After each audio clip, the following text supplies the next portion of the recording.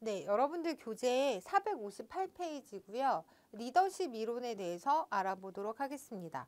일단 전통적인 리더십 이론이 있고요. 넘겨보시면 새로운 리더십 이론 이렇게 두 가지로 나눠서 좀 볼 건데 전통적인 리더십 이론의 첫 번째가 특성론적 접근이에요. 그래서 이거는 뭐냐면 효과적인 리더는 그렇지 못한 리더와 다른 어떤 특성을 지니고 있다라고 생각을 한 거죠. 그래서 리더와 리더가 아닌 사람을 구분하고 효과적인 리더와 비효과적인 리더를 구분하는 것이 무엇인가를 탐구, 리더가 지능, 창의력, 신장, 적응력 등의 영역에 있어서 선천적으로 높은 수준의 능력을 타고난다고 보는 입장이 이제 특성론적 접근이고요.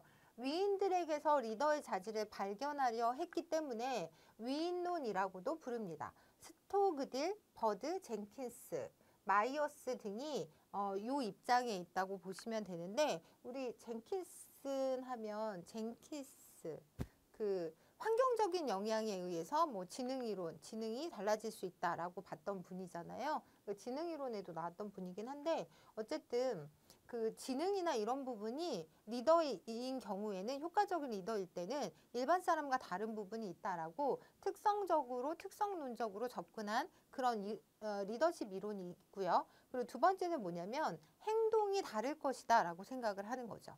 가장 효과적인 리더의 행동 유형이 있다라는 가정에서 리더의 행동이 부하에게 어떤 반응을 일으키는가를 연구하는 행동론이고요. 리더의 특성에 대한 탐구가 행동에 대한 탐구로 이제 방향이 전환됐다고 보시면 되는데 성공적인 리더의 행동 방식을 알아내기 위한 방법으로 효과적인 리더와 비효과적인 리더의 행동을 비교하고 리더가 나타내는 행동 양식을 유형화했습니다. 여러분들 교재 보시면 일단 특성론적인 접근에 대한 내용이 나와요. 그래서 458페이지에 보면 특성론적 접근 밑에 두 번째 단락에서 특성론적 접근이 이제 이런 학자들에 의해서 연구가 됐고요. 특히 스토그딜은 1904년부터 1947년 사이에 수행되었던 120개의 지도자의 특성에 대한 연구를 고찰하면서 지도성과 관련된 인간의 특성을 지능, 기민성, 언어 유창성, 독창력, 판단력을 포함하는 재능, 학문 지식, 운동 경기의 성취를 포함하는 성취, 신뢰, 솔선, 인내력, 적극성, 자신감, 성취욕을 포함하는 책임감 뭐 이런 식으로 5개 범주로 분류를 했다고 합니다. 그래서 리더의 특성이 있을 것이다 라고 보고 접근하는 방식이 있었고요. 그러다가 이런 방식이 행동적 접근으로 바뀌게 되는데 행동적 접근은 어떤 행동 양식이 있을 것이다 라고 해서 행동 양식을 유형화하는 그런 접근이라고 보시면 됩니다. 여기서 이제 번호를 좀 보시면 아이오와 대학 연구, 그리고 오하이오 주립대학 연구, 미시간 대학 연구, 그리고 네 번째가 블레이크와 머튼의 관리망까지 해서 요 네 가지가 행동적 접근의 하나의 분류가 된다라고 일단 기억하시는 게 중요해요. 그래서 앞으로 아이오와 대학 연구, 오하이오 주립대학, 미시간 대학 이렇게 세 대학이 나오고 거기에 블레이크와 머튼의 관리망 이론이라는 말이 나오면 아 이거는 전통적인 리더십 이론 중에서 그 행동적 접근의 한 그 행동적 접근의 사례들이다라고 기억하시는 게 좀 중요하다라고 좀 말씀을 드리고요. 그걸 먼저 정해놓고 내용을 들어가 보도록 할게요. 그래서 행동적 접근의 첫 번째가 아이오와 대학 연구라고 해서 레빈, 리피트, 화이트 등에 의해 장난감 놀이를 통한 실험 연구가 이루어졌는데 지도자의 행동을 권위적 지도자, 민주적 지도자, 자유방임적 지도자로 구분을 하고 민주적인 지도자를 가장 선호하는 지도자 유형으로 이제 보고 이 연구를 이제 보고한 거죠. 보고했고 그리고 두 번째 오하이오 주립대학 연구는 뭐냐면 지도성을 과업 주도성 차원과 배려성 차원으로 분류를 해요. 그리고 이때 구조성은 과업 지향적 행동으로 설명되기도 하고 배려성은 인화 지향적 행동으로 설명될 수 있다. 그래서 앞으로 여러분들이 과업 주도성이라는 표현을 보시면 이게 다른 말로 구조성이라고도 이제 말되어질 수 있다라는 부분하고, 그리고 배려성이라고 하는 것과 인화지향적이 같은 개념의 행동을 나타내는 거다라고 좀 정리를 하시고요. 이 연구팀에서는 이들 두 차원의 조합에 의해 4가지의 지도성 유형으로 분류를 한 거죠. 근데 이 2가지 리더 행동을 연속체로 본 것이 아니라 2개의 독립된 별개의 연속체로 보았다라는 부분이 좀 특징적이고요.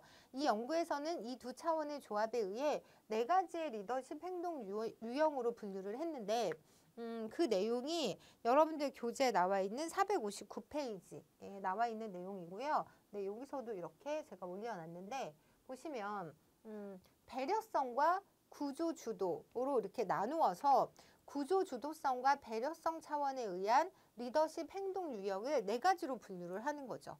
보시면 여기는 배려성이 높고 구조주도에 있어서는 낮은 부분, 여기는 구조주도성이 높고 배려성은 낮은 경우잖아요. 이렇게 4가지 유형으로 좀 나눠서 그 리더의 행동을 분류했다. 근데 이 구조주도는 다른 말로 하면 과업지향성이라고 볼 수 있는 거잖아요. 그러니까 과업지향성의 정도가 높은 경우, 낮은 경우, 그리고 저기는 배려성이라고 하는 건 인화지향성, 그러니까 구성원들 간의 관계를 더 중시하는 입장, 그렇지 않은 입장, 이렇게 나눠서 여러분들이 정리를 이제 했다라고 이해를 하시면 될 것 같아요.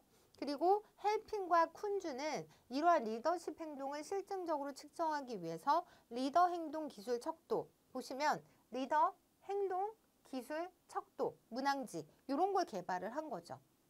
그래서 이런 약자들도 나올 때마다 예전 시도교육청 문제에서 이런 약자들이 많이 문제 안에 나왔었거든요. 그래서 나올 때마다 리더 행동 기술 문항지라고 해서 요거를 이제 개발했다라는 부분을 보시면 될 것 같고, 그리고 3번째가 미시간 대학 연구인데, 미시간 대학교의 리더 행동에 관한 연구 결과에 따르면 특징적 리더 행동은 생산 중심 리더십과 구성원 중심 리더십으로 나뉘고요.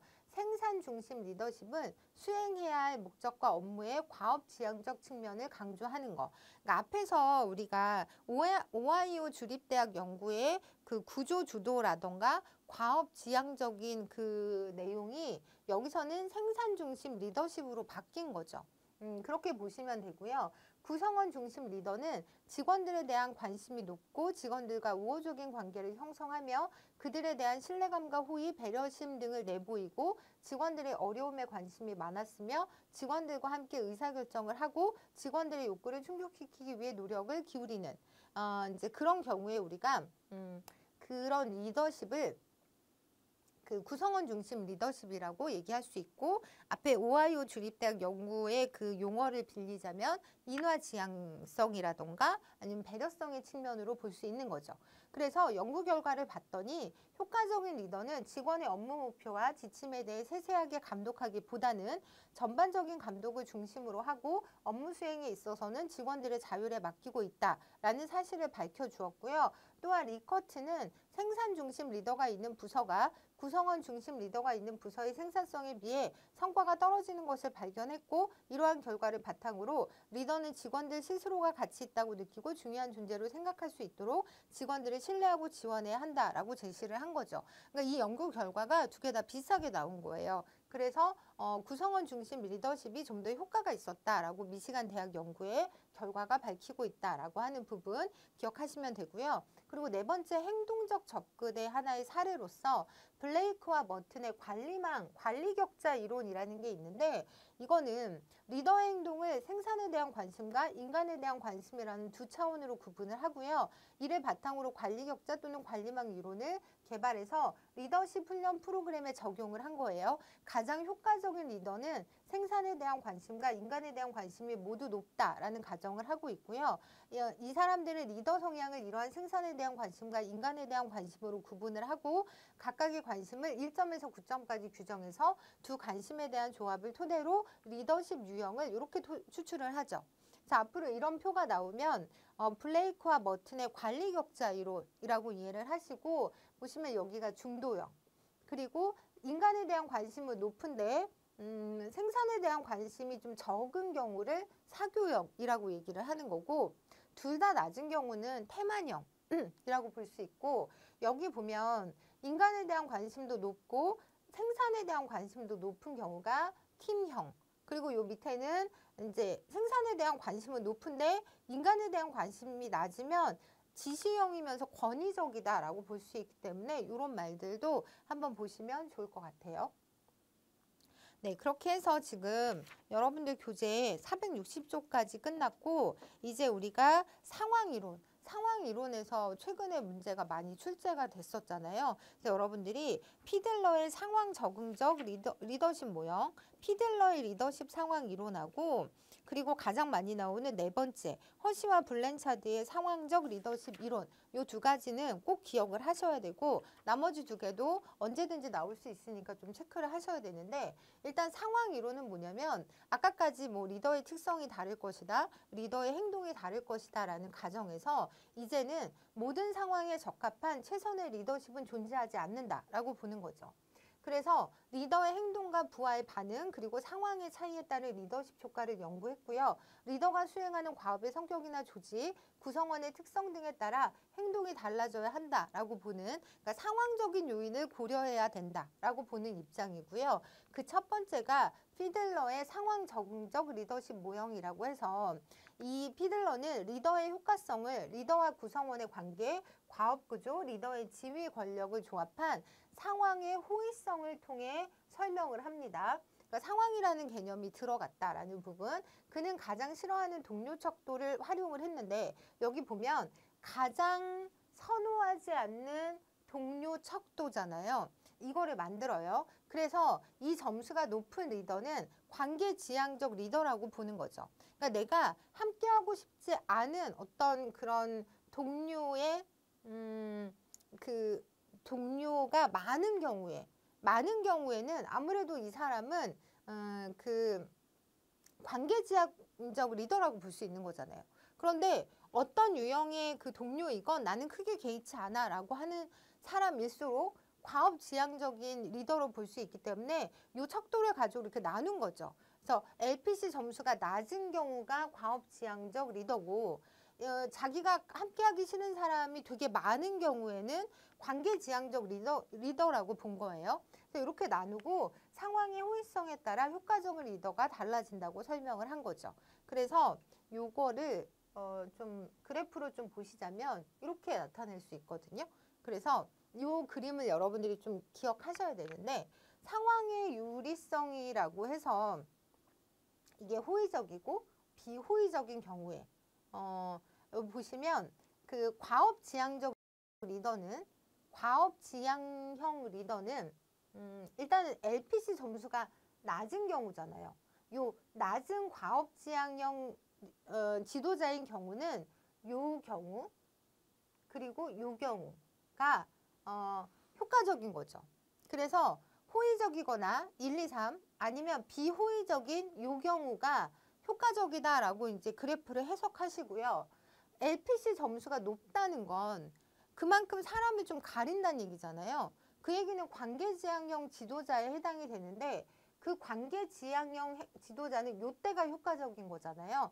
그럼 요때는 상황의 유리성이 요 중간 수준인 경우에 효과적인 것을 알 수 있다라고 해서 이 그래프를 해석하는 방식도 여러분들이 기억하셔야 됩니다. 그래서 문제를 보시면 피들러의 리더십 상황 이론에서 강조하는 상황 요소에 포함되지 않는 것은 구성원의 성숙도, 과업의 구조와 정도, 지도자와 구성원의 관계, 지도자가 구성원에 대해 가지고 있는 영향력의 정도라고 해서, 우리 여기서 구성원의 성숙도는 뒤에 나오는 그 이론이잖아요. 허시와 블렌차드의 그 상황적 리더십 이론에 나오는 내용이기 때문에 그거 분리해서 꼭 기억하시고요. 피들러에서는 구성원의 성숙도를 얘기하진 않는다라고 정리를 하시면 좋을 것 같아요. 그리고 두 번째 상황 이론이 하우스의 행로 목표 이론이라고 해서, 리더 행동 상황적 요인 구성원의 지각 효과성으로 구성이 되고요. 이 이론에 의하면 리더 행동의 구성원의 만족과 노력에 미치는 효과는 과업 특성과 구성원 특성을 포함하는 상황적 측면에 따라 달라진다라고 해서 이 상황적 요인이 들어가는 거죠.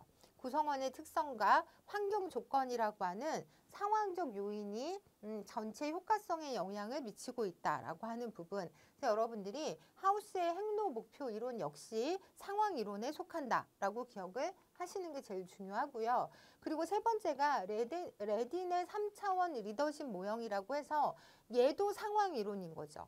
보시면 3차원 리더십 모형을 개발하고 과업 지향성과 관계 지향성에 효과성을 추가해서 3차원을 제시하는데 과업 수행 기술, 조직 철학, 상급자 동료, 부하 직원 등 4가지 상황적 요소에 따라 리더십의 효과가 달라진다고 주장을 하는 거죠.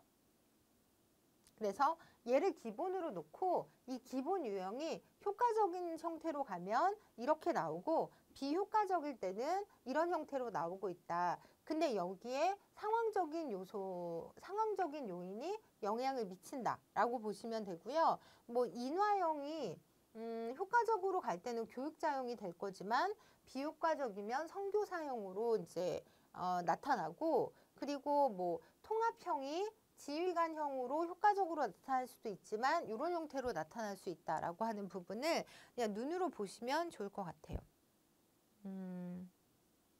네. 그리고 나서 이제 제가 중요하다고 말씀드렸던 허쉬와 블랜차드의 상황적 리더십 이론이라고 해서 구성원의 성숙도를 키워드로 기억을 하셔야 돼요. 허쉬와 블랜차드는 구성원의 성숙도를 상황적 요인으로 설정해서 구성원의 성숙도의 리더 행동 유형이 적합하게 매치될 때 리더십의 효과가 높아질 수 있다고 주장을 합니다. 여기서 구성원의 성숙도는 직무 수행 역량이 반영된 직무에 대한 성숙도와 어떤 일을 하고자 하는 동기와 의지 수준이 반영된 심리적 성숙도, 직무에 대한 성숙도, 심리적 성숙도로 구분이 되고요. 리더의 행동 유형은 과업 중심 행동과 관계 지향 행동을 의미하는데 상황적 리더십 이론은 구성원의 성숙도와 리더의 행동과 관계에 대응하는 지도성 이론으로 리더의 과업 행동과 관계 행동, 조직 구성원들의 성숙 수준 간의 상호작용으로 효과적인 지도성 유형을 설명합니다. 근데 이런 내용은 그냥 읽어보시면 되는 거고, 키워드는 여러분들이 구성원의 성숙도가 이제 포함이 된 개념이다라고 기억을 하시고, 그리고 구성원의 성숙도를 크게 이 2가지로 볼 수 있다. 과업 직무에 대한 성숙도, 그리고 그 심리적 성숙도, 이렇게 2가지로 나눠볼 수 있고, 이것들을 다 조합해서 효과적인 유형의 그 리더십 유형을 제시를 하는 거죠. 그래서 보시면 이게 성숙도가 이쪽은 높은 경우고 이쪽은 낮은 경우예요. 높은 경우, 낮은 경우. 그리고 아까 전에 그 구성원의 성숙도라고 할 때는 보시면 직무에 대한 성숙도가 이제 능력에 대해서 얘기를 하는 거고, 그리고 심리적 성숙도를 여기서 의지라고 말을 하는 거죠. 그렇게 보시면 될 것 같고요. 그리고 이제 그 리더의 행동이 과업 행동 지향적인지 관계 행동 지향적인지에 따라서 저렇게 4가지로 나눌 수 있다. 그럼 여러분들 지금 이게 교재에도 그대로 있잖아요. 그럼 여러분들 464페이지 교재를 펴시고 거기서 지금 좀 바꿔볼 건데, 첫 번째 보시면 위임형부터 볼게요. 위임형은 여기잖아요. 그럼 여기는 구성원의 그 능력도 높고, 그 다음에 뭐 그 과업에 대한 능력도 높고 성숙도가 되게 높은 거죠. 심리적인 그런 어떤 성숙도도 되게 높은 상황.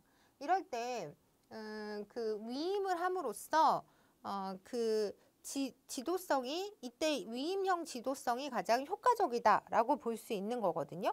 근데 반면에 그 옆에 M2 아니 여기 2번째를 보시면 이건 뭐냐면 구성원의 그 직무의 능력은 높은데 심리적인 그 성숙도는 좀 낮은 상황이죠. 그럴 때 이제 효과적인 지도성 유형이라고 할 때는 지원형의 형태가 돼야 한다. 근데 이 지원형은 다른 말로 참여형 이라고 얘기를 하셔도 돼요. 보면 의지가 낮은 경우이기 때문에 같이 참여하면서 관계를 독려하는 그런 형태의 그 일을 독려하는 형태로 가면 좋을 거다. 그리고 여기 보시면 윗부분이 관계 행동이 되게 높은 쪽이잖아요. 그래서 지원형이라고 얘기할 수도 있고 참여형이라고도 얘기할 수 있다라고 보시면 되고, 이 M2는 뭐냐면 그 과업에 대한 능력은 낮아요. 그런데 동기는 되게 높은 경우죠. 그러면 과업 자체를 좀 지도해 줘야 되는 그런 상황이다라고 보시면 되고요. 지도형이라는 표현을 쓰기도 하는데 다른 문제에서는 설득형이라고도 표시를 합니다. 그래서 뭔가 지도해주는 업무에 대한 내용들을 좀 지도해줘야 된다. 그래서 위치상으로도 보면 그 과업 행동에 있어서는 되게 높은 그 영역에 해당이 되잖아요. 그리고 요 네 번째 영역은 뭐냐면 능력도 낮고 의지도 낮은 거죠. 이럴 때는 지시를 해야 되기 때문에 요거는 성숙도가 전혀 없는 상황에서 리더가 지시를 함으로써 효과성을 높일 수 있다라고 볼 수 있다. 해서 요 두 개의 다른 표현들을 여러분들이 이해하면서 기억을 하시면 될 것 같아요. 그러니까 여기는 보면 능력이 좀 낮고 그리고 그 리더 자체는 과업행동 지향적이기 때문에 그 낮은 능력에 대해서 지도해주고 설득해주는 형태고요. 여기는 관계를 지향하면서 구성원들의 능력이 높은 상태이기 때문에 과업에 대한 능력은 높지만 심리적 성숙도가 낮은 경우이기 때문에 지원을 해주고 참여를 하면서 같이 할 수 있게 독려하는 관계 이런 걸 좀 염두에 두시면 이 용어들이 좀 이해할 수 있을 것 같다라는 생각을 해보고 제가 이거 키워드 노트에서 여러분들 빈칸 채우기로 또 다 만들어 드렸으니까 그거 활용해서 기억하시면 좋을 것 같아요. 근데 이제 뭐 문제 자체는 예전에 그 시도교육청 문제에서는 한 번 정도 이 네 개의 칸을 채우는 문제가 나오긴 했었는데 요즘 최근의 문제는 거의 요 정도만 알면 되는 문제로 출제가 됐었죠. 근데 요즘 난이도가 좀 올라가고 있기 때문에 아까 제가 보여드렸던 표에 각각의 그 빈칸을 좀 채우는 연습을 좀 하시면 좋을 것 같아요. 그래서 문제는 2019년도 국가직 문제였는데 구성원의 성숙도를 지도자 행동에 효과성에 영향을 주는 주요 요인으로 보는 리더십 이론이라고 하면 지금 저희가 살펴본 허쉬와 블렌차드의 상황적 리더십 이론이잖아요. 근데 이거에 대한 설명으로 옳은 것은 이라고 되어 있는데 답이 2번인 거죠. 네. 그리고 블레이크와 머튼은 우리 살펴봤던 그 행동주의적 접근. 행동적 요인이 다를 것이다 라고 봤던 그런 관점이었고 그래서 2번을 골라주시면 되는 문제였고요. 그리고 나서 이제 전통적 리더십 이론에서 새로운 리더십 이론으로 넘어가 볼 건데 그 첫 번째가 변혁적 리더십이라고 하는 거고요. 베스는 이 변혁적 리더십에 대해서 구성원으로 하여금 스스로의 잠재력을 일깨울 수 있도록 동기부여하고 보다 큰 책임을 가지고 조직을 변혁하고 높은 성취를 이룰 수 있도록 유도한다고 하였고요. 4개의 I라고 불리는 4가지 주요 요소를 포함하는데 첫째, 구성원들로부터 신뢰와 존경을 받고 변화를 수용할 수 있는 토대를 마련하는 이상적인 영향력, 그래서 여기도 I가 들어있고요. 조직의 문제점들이 해결될 수 있다고 믿도록 구성원들의 기대를 변화시키는 영감적 동기 유발, 그리고 구성원들이 창의적으로 문제에 접근할 수 있도록 하는 지적인 자극, 그리고 성취나 성장 욕구가 강한 개인들에게 특별한 관심을 기울이는 개별적인 배려. 다 I로 시작하잖아요. 그래서 4개의 I라는 표현이 있으면 여러분들이 베스의 변혁적 리더십을 얘기하는구나. 그리고 각각의 것들이 뭔지도 좀 기억을 하셔야 돼요. 그러려면 이상적 영향력을 주는지 아니면 영감적 동기 유발을 일으키는지 지적 자극, 개별적 배려 요 키워드를 기억하시면 그 내용을 찾는 건 어렵지 않을 것 같거든요. 그래서 4가지 키워드를 기억하시고요. 그래서 문제를 보시면 다음 설명에 해당하는 리더십 유형은 이라고 물어봤는데 구성원으로 하여금 조직 목표에 헌신하도록 하고 의식과 능력 향상을 격려함으로써 자신과 타인의 발전에 보다 큰 책임감을 갖고 조직을 변화시키고 높은 성취를 이루도록 유도하고요. 여기 있죠. 4개의 I라고 해서 요 4개 요거를 기억하시면 되는데 이상적 영향력, 영감적 동기부여, 지적 자극, 개별적 고려 등의 특징을 갖는다라고 하면 변혁적 리더십을 선택하시면 되는 문제고요. 그리고 두 번째 카리스마적 리더십은 우리 이제 관료제 때 베버에 대해서 얘기를 했었는데 베버에서 나온 내용이고 자발적으로 복종하게 하는 권위를 이제 카리스마라고 얘기를 하거든요.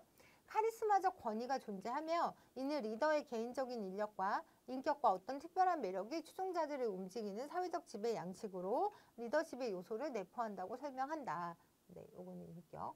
그리고 문화적 리더십은 뭐냐면 인간의 의미 추구 욕구를 만족시킴으로써 그 구성원을 조직의 주인으로 만들고 조직의 제도적 통합을 가능하게 하는 리더십. 학교 조직에서 효과적인 문화를 형성할 수 있는 구성 요소로서 커닝햄과 그레소는 버티컬 슬라이스. 이건 뭐냐면 조직에서 각 계층 대표자들이 직위와 관계없이 허심탄회하게 토론하고 조정하는 의사소통 방법이거든요. 뭐 결핍보다는 비전, 동료관계 신뢰와 지원, 권력과 지위보다는 가치와 흥미, 폭넓은 참여, 지속적 성장, 장기적 전망에 따른 현재 생활, 질 높은 정보에 대한 용이한 접근, 개선의 유지와 지속, 뭐 이런 식으로 문화 형성을 통해서 학교 조직의 소외성을 높일 수 있다고 보면 문화적 리더십인 거죠.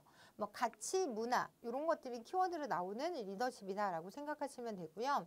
문화적 리더십은 인간 정신의 실체를 수용하고 의미와 의의의 중요성을 강조하며 도덕적 질서를 만드는 가치와 규범에 관련된 전문 직업적 자유의 개념을 인정함으로써 리더십의 핵심에 상당히 근접하고 있다. 근데 사실 그 우리 교재에서 보면 그 문화적 리더십하고 그 도덕적 리더십을 같이 사용하는 경우들이 좀 있거든요. 그래서 제가 전에도 말씀드렸지만 보기 안에 문화적 리더십과 도덕적 리더십이 함께 있을 가능성은 거의 없기 때문에 여러분들이 뭐 크게 걱정은 안 하셔도 되는데 어쨌든 문화적 리더십이나 도덕적 리더십 모두 가치 구성원들이 갖고 있는 어떤 가치의 문제에 다가가고 있다. 이걸 되게 중요하게 생각하고 있는 개념이다 라고 생각하시면 될 것 같아요. 그리고 나서 슈퍼 리더십은 뭐냐면 셀프 리더십이라는 표현을 쓰기도 하는데 초우량 리더십이라고도 해요. 구성원들 각자가 스스로를 지도할 수 있도록 만들 수 있는 리더십. 그래서 이렇게 하고 초우량 리더십이라는 개념도 같이 기억을 하셔야 되는데 자율적으로 자신의 지도력을 발휘할 수 있게 되는 것을 의미하고요. 리더는 구성원들이 스스로 생각해서 해결책을 찾고 의사결정을 하도록 도와주는 사람인 거죠.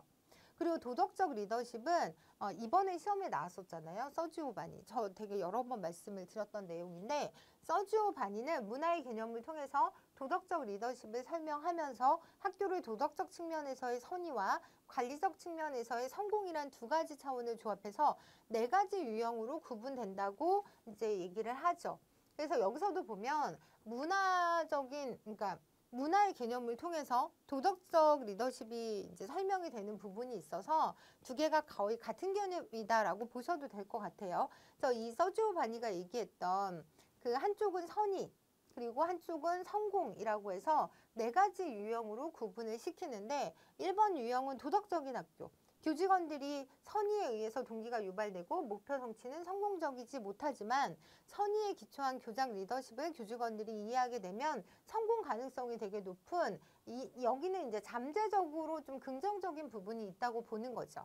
두 번째, 그리고 네 번째 예부터 보자면 정략적인 학교는 성공은 했어요. 그런데 선의에 있어서 부족한 부분을 갖고 있어서 과업 목표 성취에서는 단기적으로 성공적이지만 이후 성공할 확률이 낮아진다고 볼 수 있는 거죠. 리더는 성공보다는 선의를 중시해야 된다라고 보는 입장이고요.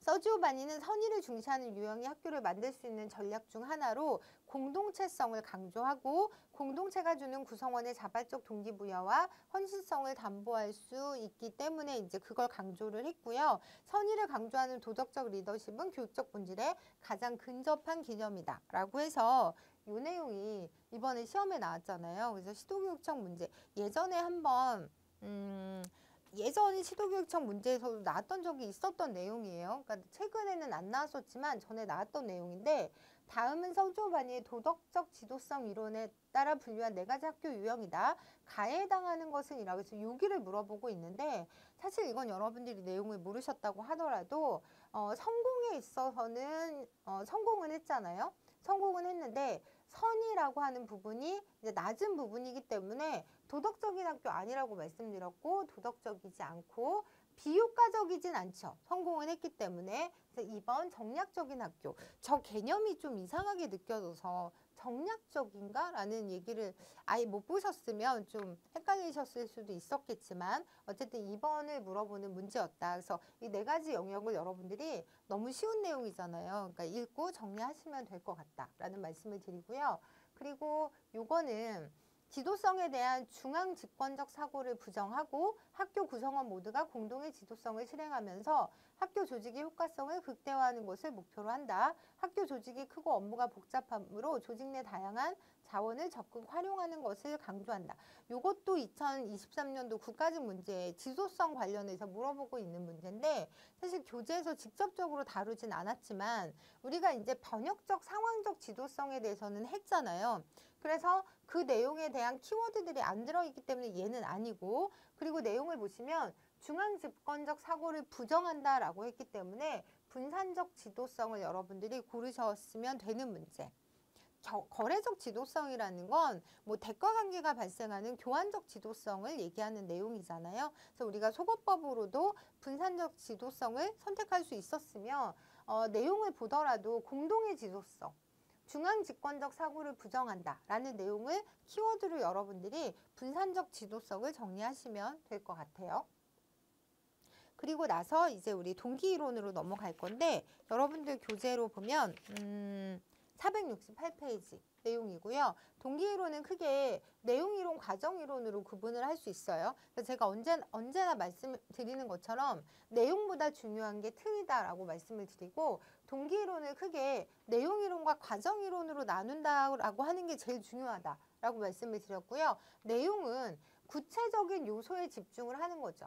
그리고 동기를 유발시키는 것이 무엇인가에 초점을 맞추는 게 내용이론이고요. 욕구위계론, 생존관계 성장이론, 동기위생이론. 동기위생이론이 여기에 포함된다. 호즈버그에. 그리고 보수, 승진, 인정 등에 대한 인간의 욕구를 충족시키면 동기가 일어날 수 있다라고 보는 개념인 거죠. 근데 과정이론은 뭐냐면 동기를 유발하기 위해서 동기 요인들이 상호작용하는 과정에 관심을 갖고 있고요. 어떻게 동기가 유발되느냐에 초점을 두고 있어요. 기대이론, 공정성이론, 목표 설정 이론이 여기에 해당된다. 이 세 가지도 기억하시고요.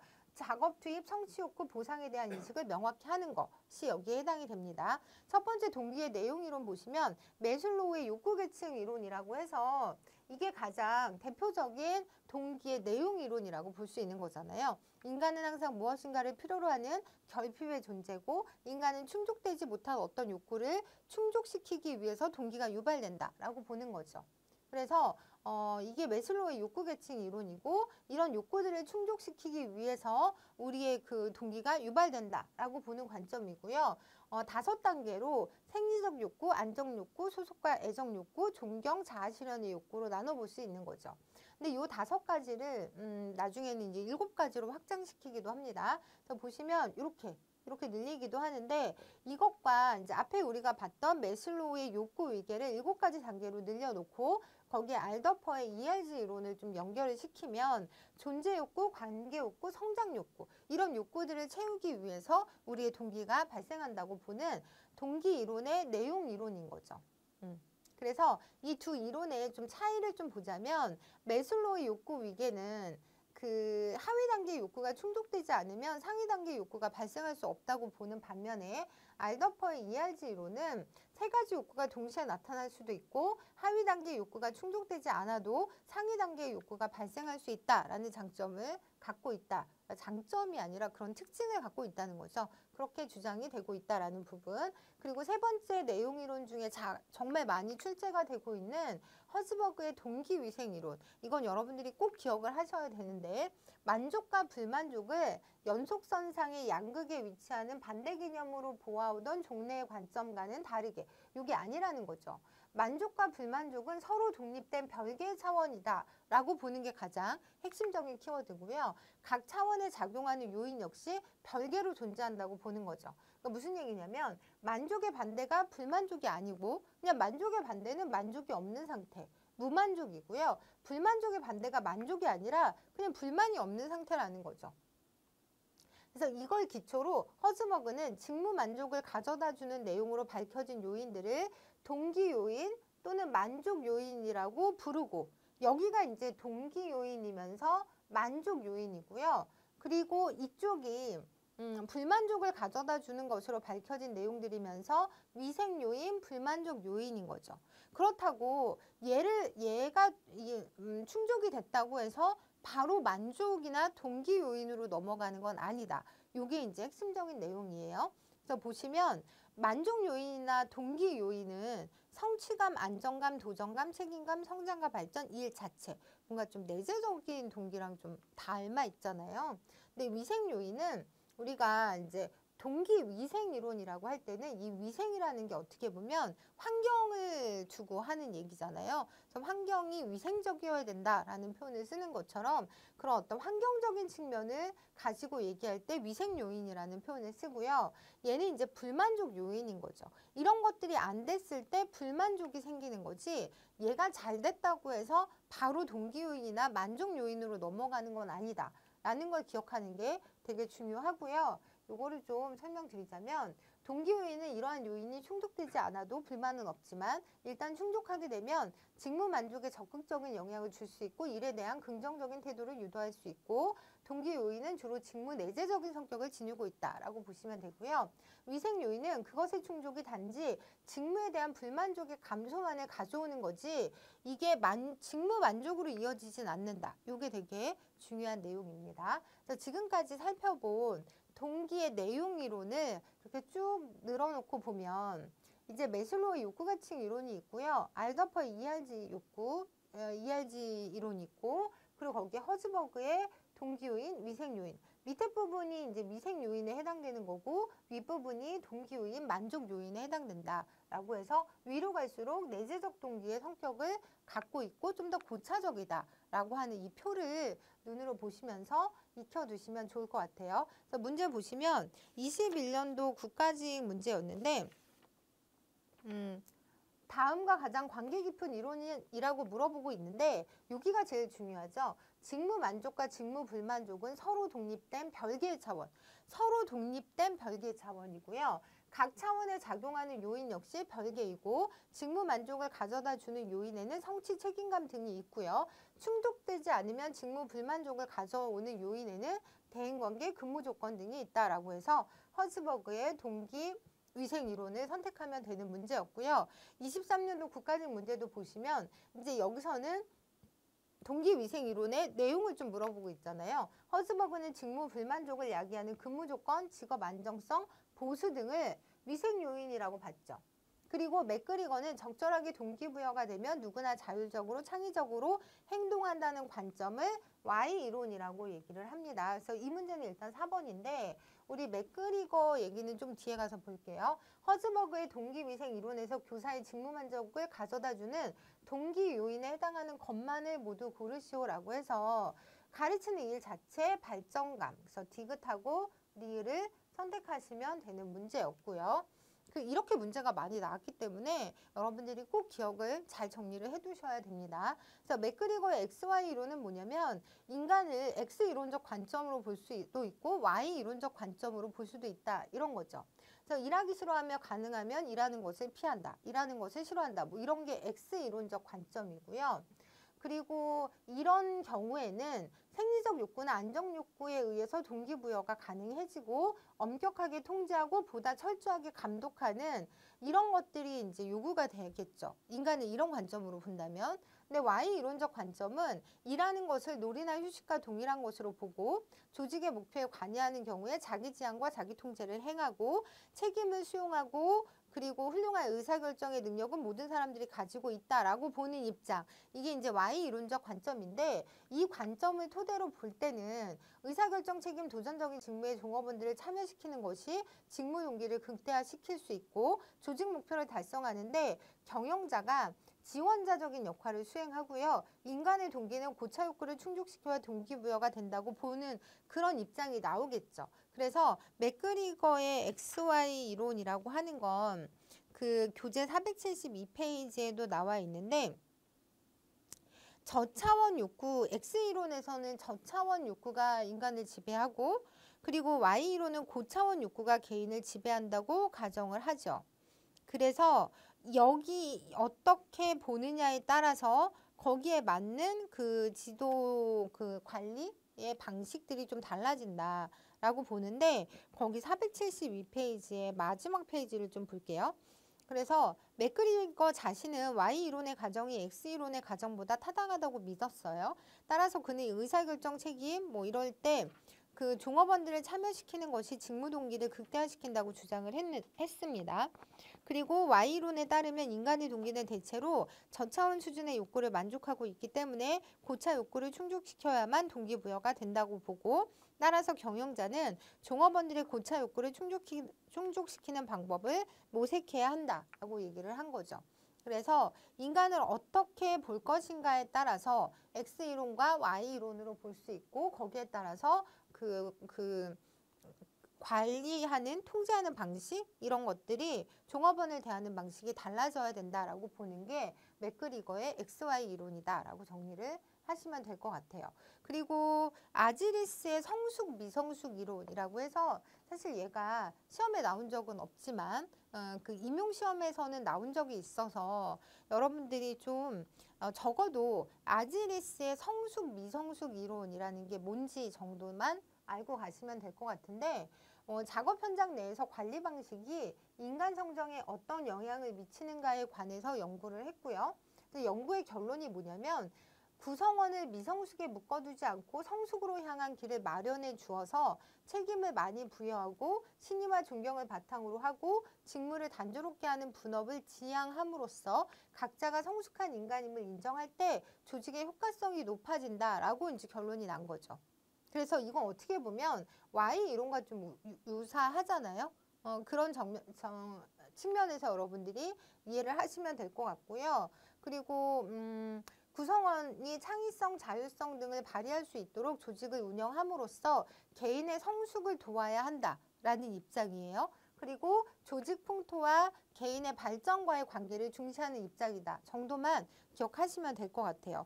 교재에 내용 나와 있으니까 쭉 읽어보시면서 중요한 타이틀, 성숙 미성숙 이론, 그리고 그 연구의 결론이 이 마지막에 나와 있는 그 개인의 성숙을 유도하는 방식으로 조직을 운영해야 된다. 그리고 Y 이론과 유사하다 정도만 기억하시면 될 것 같아요. 그리고 나서 이제 우리가 동기의 과정 이론으로 넘어갈 건데, 과정 이론이라고 할 때 첫 번째 부름의 기대 이론.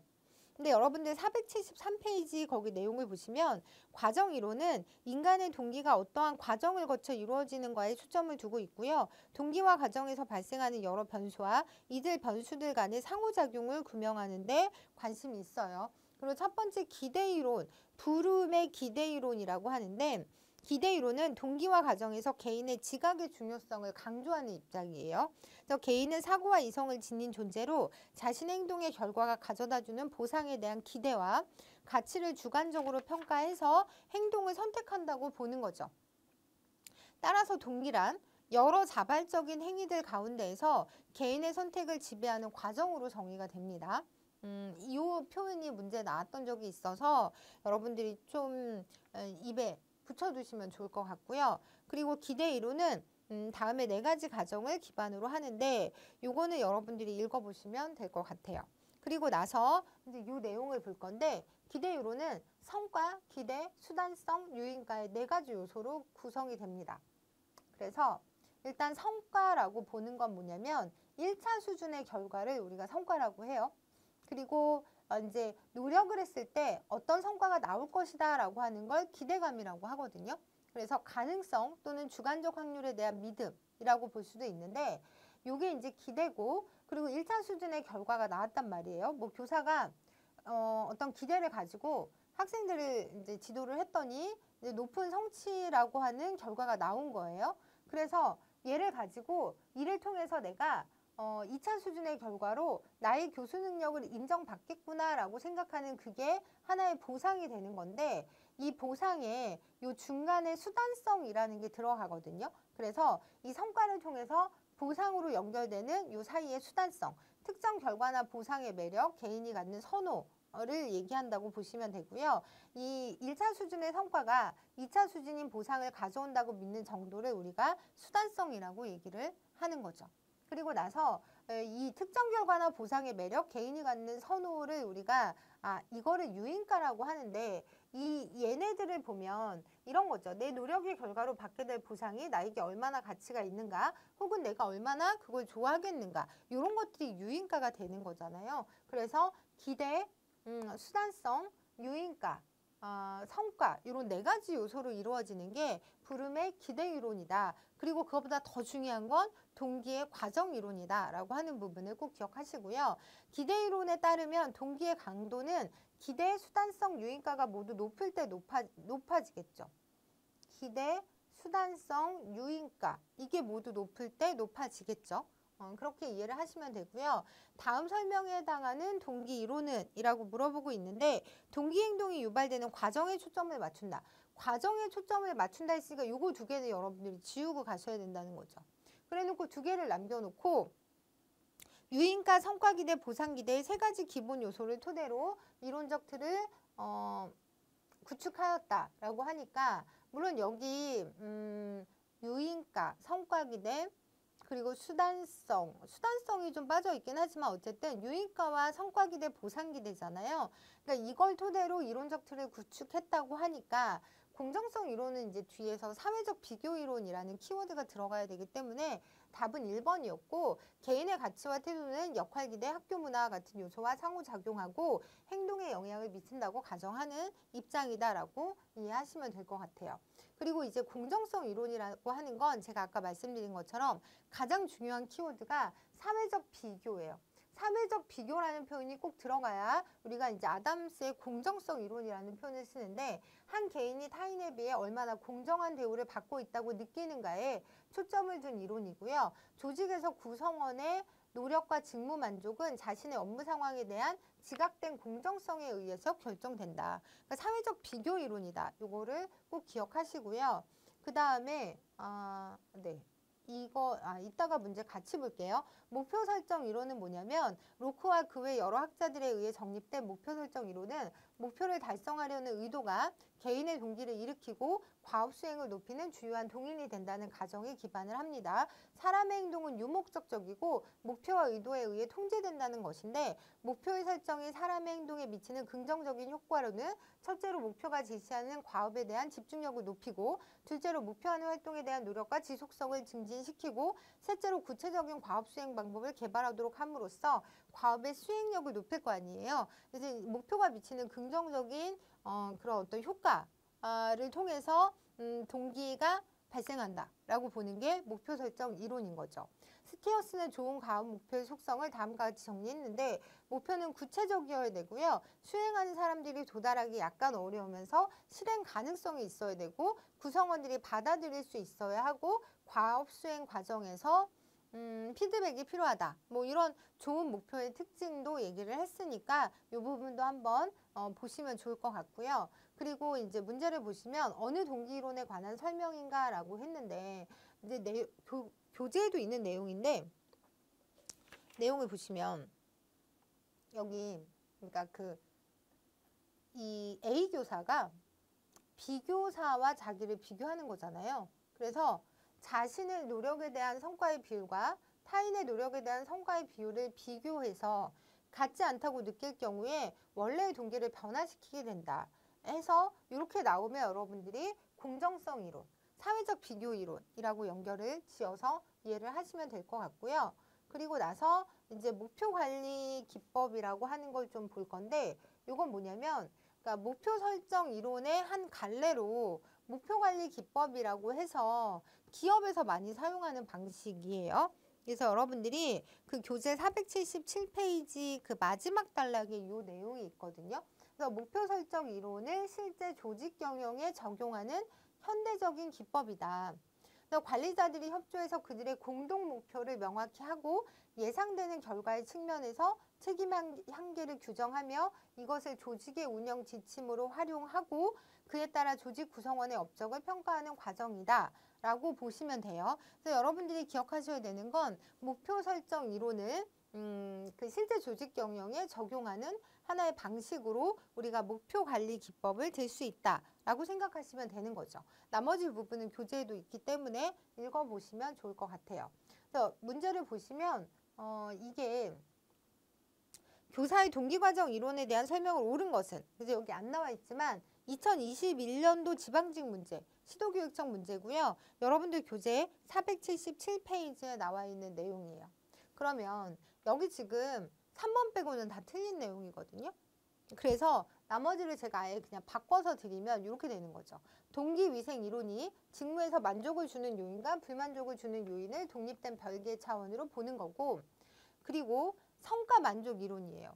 보상의 양뿐 아니라 그 보상이 공정하다고 지각하는 정도가 만족을 결정하는 거지, 공정성 이론은 타인과의 비교라는 키워드가 들어가야 된다라는 거 말씀드렸고요. 그리고 기대 이론은 동기를 개인의 여러 가지 자발적인 행위 중에서 자신의 선택을 지배하는 과정으로 본다. 물론 이제 동기화가 조금 더 자연스럽다고는 말씀을 드렸지만 어쨌든 자신의 그 기대로 인해서 자신의 선택을 결정하는 거잖아요. 그걸 이제 기대 이론에서 풀어내고 있는 거고, 성과 마지막 거는 뭐냐면 이게 공정성 이론인 거죠. 자신이 투자한 투입대 결과의 비율을 타인의 그것과 비교해서 공정성을 판단한다고 보는 게 공정성 이론이다. 이 문제로 다시 한번 정리를 하면 좋을 것 같고요.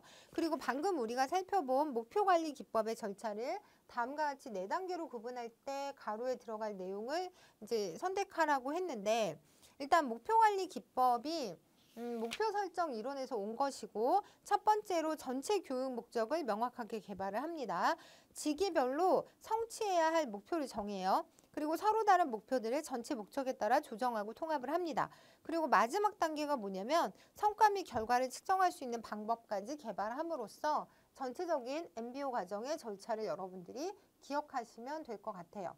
그렇게 해서 지금 제가 478쪽까지 말씀을 드렸고요. 그리고 479페이지는 다음 시간에 이어서 하도록 하겠습니다.